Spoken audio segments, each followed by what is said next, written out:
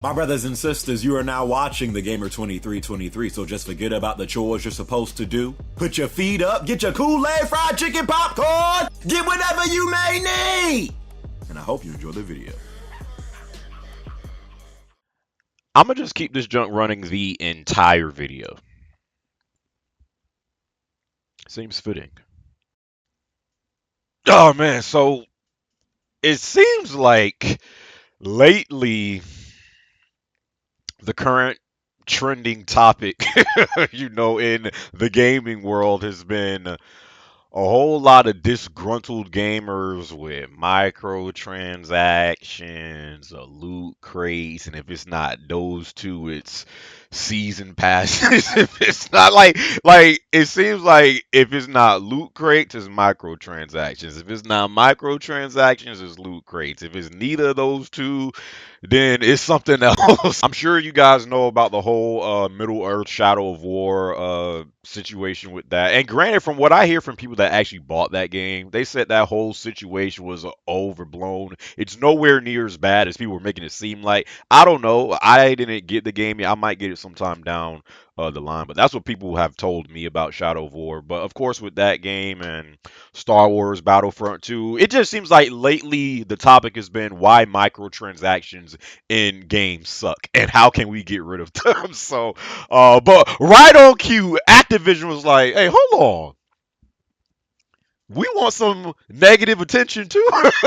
So, Activision, one of the most greediest bastards inside of the gaming industry. Not sure if you guys have heard the news. I think, but this was a while back when this whole thing was going on. But I think they actually just got the patent for it. So I think it was back in 2015 to where they were like trying to do this, but they actually just got the patent for it this month. So just in case you haven't heard this amazing news that just in case you haven't heard this splendid news that Activision has for all of their fans out there. Essentially, the patent that they finally was granted is like it's like a matchmaking based patent. So with every game that Activision puts out that's connected to them in some way that has a freaking multiplayer, which damn near seems like every game that they put out these days, they're going to have a matchmaking based system. And the way it's supposed to work is it's going to, on purpose now, they're doing this purposely. They're going to match, lower skilled players against players that are higher skilled in their matchmaking, in whatever multiplayer game that's connected to them. Who knows when they're really going to start implementing this like in a lot of their games, but just know they finally do have the patent for this. So I know I think one of the community managers was it at a Destiny 2 he said that this is not implemented in Destiny nor a Destiny 2. So you don't really know like when they're really going to start putting this new patent into effect, but just to warn you, they're going to match lower skilled players with players that are higher skilled than them, which means they're going to be way better than them, which means that those lower skilled players are going to be getting bodied on like every goddamn game. What's going to happen? Just take a wild guess. What happens, Billy? Class is now in session. What happens, Billy, when you match up a low skilled player versus a player that is of higher skill level? They get destroyed. They're doing that to put in the whole microtransaction thing. So now, when lower skilled players are getting bodied game after game after game, and their whole self esteem is going down, and these suckers is getting depressed, like, man, I really suck at this game. The smart, I must say, business wise, this just is going to trick the casual gamer into thinking, man, I really suck at this game. What can I do to get better? Oh, what? You said that I could buy that for $10 and it gives me what? That's essentially, and honestly, even though this junk is foul and a crummy thing to do, Business wise, that junk smartest.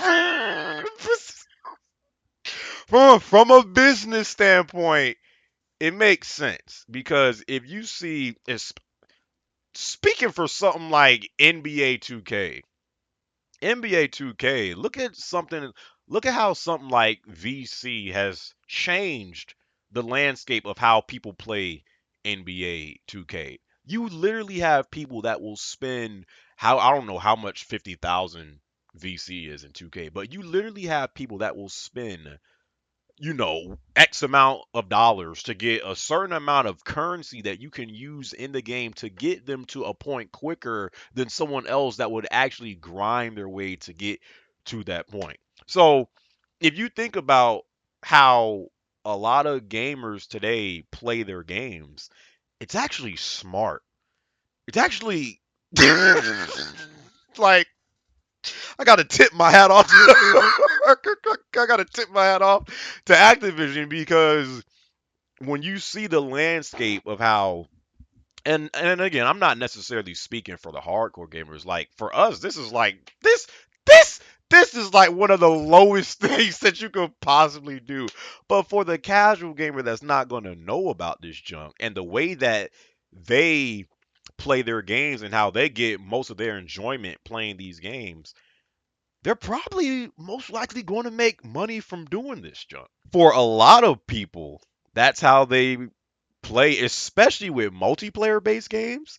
That's how they do it. If they don't want to, grind to get whatever gun they're trying to get or get whatever piece of gear they're trying to get that's really good or just whatever. In multiplayer based games, especially, oh man. Oh, they oh, suckers about to be buying these microtransactions. Suckers is gonna be buying this junk, bro. Just look at how it is today. For the majority, which is the casual gamer, this isn't.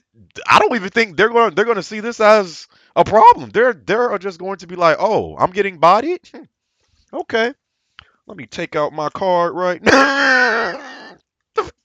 Let me get my wallet right now, and yeah, we gonna buy that. I could easily see this junk making its way into like the next Call of Duty game. Again, like I said, maybe low key they've already been doing this jump because there's been a lot of times playing Call of Duty throughout the years to where you join a lobby, and the game is already going on, and one team is just getting their cheeks thrashed and the other team is just destroying them. You see that a lot in Call of Duty. So who knows? Maybe low key these suckers have already been doing this jump, but now microtransactions are going to play even a bigger part. We can go on social media and continue to rant about whatever frustrations we have that's going on in the gaming industry. Like we can do that every day, 365 from the time the sun come up to the sun till the time the sun goes down. We can do that because I've been seeing a lot of that junk recently. Just people ranting about stuff that they don't like in the gaming industry, on Twitter, Facebook, whatever.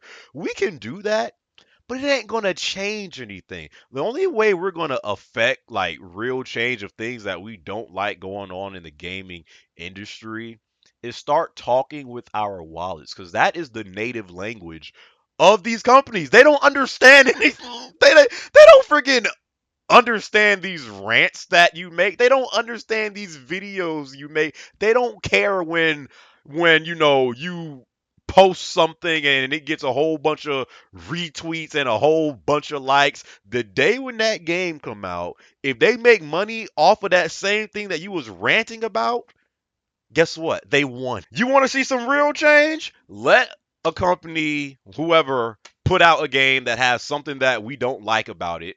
Let them release that game and none of us buy it. That's the only time they're really going to get it like, these suckers really wasn't playing. They really ain't buying this game. That's the only way we're going to start to see change. Us going on social media, on Twitter or Facebook, and ranting about our frustrations and getting all these retweets and likes. That these suckers don't care about that junk. The bottom line is, did you buy it or nah? Oh, you did? We won. That's really all that matters. So, yeah, this is a crummy thing to do. Again, I don't know like when they're gonna start implementing this into their like games and into their matchmaking. Again, like I said, maybe low key they've kind of been doing it because I've noticed that junk in Call of Duty especially a lot. So where the teams are just so unbalanced, it's just like how did he even get like this? Like, why does this team have 2 kills and the and the next team has like 50 and they're just getting destroyed? So maybe on the lowest of low keys, they've already kind of slowly been putting this junk into their games. But now, just to make it known, they finally do have the patent for this junk. So if in the future you start seeing stuff to where it's like, why am I getting speaking to the casual gamer right now, if you buy a game that's connected to Activision, and you're just getting absolutely manhandled game after game after game, that's probably why. That's probably why, and they're going to use that because they know that, hey, if this sucker if he keeps on getting destroyed like this, sooner or later he's going. He's I can't even say it.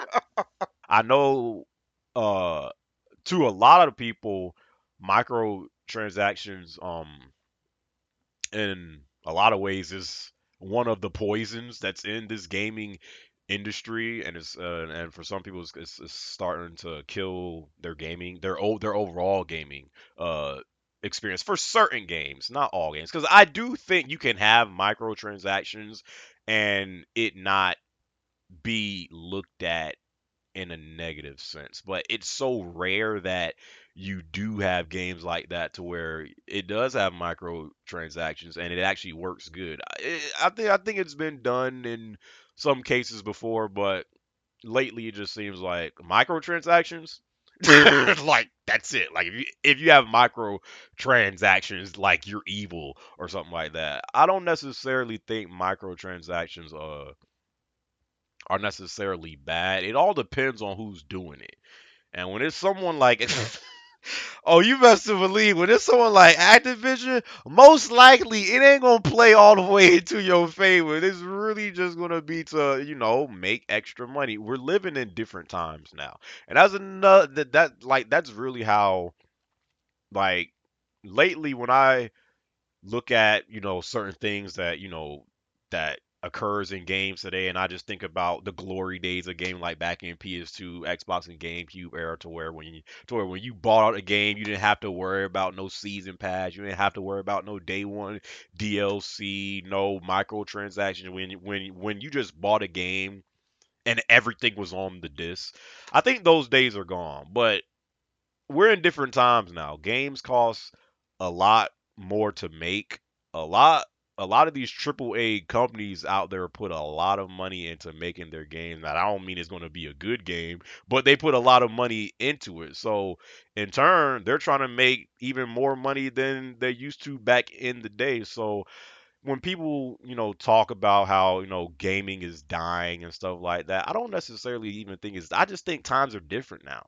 Times are different, money's different, and consequences are gonna be different because the consequence that we're going to pay is us seeing all of this trash, shoved into our faces, and then we have to make the decision: are we going to buy this or not? So, what do you guys think about the whole current trend, it seems like, of microtransactions and loot crates? What do you think about this excellent patent that active excellent what do you think about this excellent patent that now Activision has? Don't know when they're going to start implementing it, but I mean, I'd say it's going to be sooner than later, knowing these suckers. So hope you guys enjoyed this video, and until then, I'll catch you guys in my next video. All right, peace out.